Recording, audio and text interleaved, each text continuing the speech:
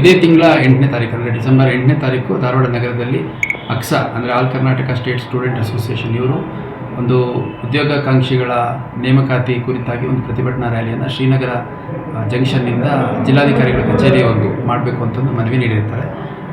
ಅವರು ನಾವು ಕೇಳಿದಂಥ ಮಾಹಿತಿಯನ್ನು ಸಮರ್ಪಕವಾಗಿ ನೀಡಿಲ್ಲ ಮತ್ತು ರೂಪುರೇಷೆ ಚಿತ್ರಣ ಕಾರ್ಯಕ್ರಮದ್ದು ಪ್ರತಿಭಟನಾ ರ್ಯಾಲಿ ಸರಿಯಾಗಿ ಕೊಟ್ಟಿಲ್ಲ. ಮತ್ತು ಇದೇ ಆರ್ಗನೈಸೇಷನ್ ಅವರು ಹಿಂದೆ ಸೆಪ್ಟೆಂಬರ್ 25ನೇ ತಾರೀಕು ಪ್ರತಿಭಟನೆ ಮಾಡಿದಂಥ ಸಂದರ್ಭದಲ್ಲಿ ಸುಮಾರು 4-5 ಗಂಟೆಗಳ ಕಾಲ ಜುಬ್ಲಿ ಸರ್ಕಲ್ ಬಂದ್ ಮಾಡಿದ್ದು, ಅದರ ಹಿನ್ನೆಲೆಯಲ್ಲಿ 2 ಕೇಸಸ್ ರಿಜಿಸ್ಟರ್ ಆಗಿರುವಂಥದ್ದು.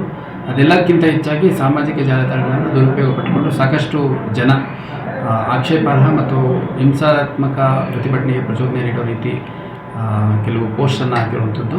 ಮತ್ತು ಇಲ್ಲಿನ ಸ್ಥಳೀಯ ಸಂಘ ಸಂಸ್ಥೆಗಳು, ರೆಸಿಡೆನ್ಷಿಯಲ್ ಅಸೋಸಿಯೇಷನ್ಸು, ಶಾಲಾ ಕಾಲೇಜು, ಆಸ್ಪತ್ರೆ ಸೇರಿದಂತೆ ವಿವಿಧ ವ್ಯಕ್ತಿಗಳು, ಇಲ್ಲಿ ಸುಮಾರು 20ಕ್ಕೂ ಹೆಚ್ಚು ವಿವಿಧ ಸಂಘಟನೆಗಳು ಈ ಒಂದು ಧಾರವಾಡ ಭಾಗದ ಏರಿಯಾದಲ್ಲಿ ಪ್ರತಿಭಟನೆ ಆಗೋದ್ರಿಂದ ಸಾರ್ವಜನಿಕರಿಗೆ, ಹಿರಿಯ ನಾಗರಿಕರಿಗೆ, ಮಕ್ಕಳಿಗೆ ಅನಾನುಕೂಲ ಆಗುತ್ತೆ, ಅನುಮತಿ ನೀಡಬಾರ್ದು ಅಂತ ಮನವಿ ಮಾಡಿರೋದ್ರ ಹಿನ್ನೆಲೆಯಲ್ಲಿ ಮತ್ತು ಸಂಪೂರ್ಣ ಈ ಪ್ರದೇಶದ ಕಾನೂನು ಸುವ್ಯವಸ್ಥೆ ಗಮನದಲ್ಲಿಟ್ಕೊಂಡು, ಇಲ್ಲಿನ ವಾತಾವರಣ ಗಮನದಲ್ಲಿಟ್ಕೊಂಡು ಅಕ್ಸಾ ಆರ್ಗನೈಸೇಷನ್ ಅವರು ಡಿಸೆಂಬರ್ 8ರಂದು ಕರೆ ನೀಡಿರುವ ಉದ್ಯೋಗಾಕಾಂಕ್ಷಿಗಳ ಹೋರಾಟಕ್ಕೆ ನೀಡಿರುವಂತಹ ಪ್ರತಿಭಟನಾ ರ್ಯಾಲಿಯ ಅನುಮತಿಯನ್ನು ನಿರಾಕರಿಸಲಾಗಿದೆ.